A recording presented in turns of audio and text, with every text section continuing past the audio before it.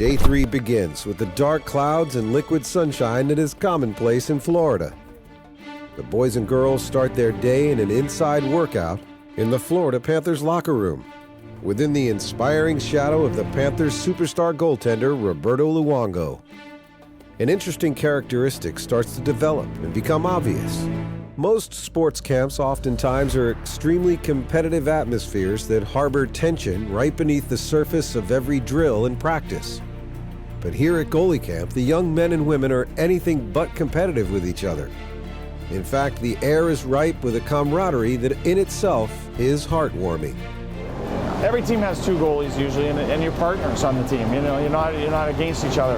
And when you do a goalie camp, it's a lot different than forward camps. They compete in practice. You know, they can do drills where they're kind of going against each other. The goalies go against the shooters, so they get along out here. They're helping one another. You know, it's a little bit different in an aspect where these guys get on the ice and they work for an hour and a half straight. You know, with forward camps and other camps, they get on the ice, they work hard, but then they get into game-like situations, and then now it's more of scrimmages and, you know, that sort of stuff. These guys don't get that luxury of having fun and having a little scrimmage at the end. You know, they work right through the end. So, you know what, it's great to see that they all come together. It's something that we pride ourselves on here, making sure everybody's together and on the same page and improving.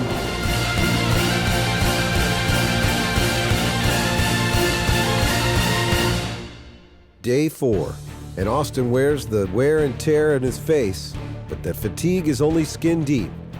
His mind is sharp and excited for another day of learning his chosen position. For the parents who have observed their children all week long, the physicality of the game has slowly been accepted. Historically, the goaltender used to be the position you gave to your weakest skater.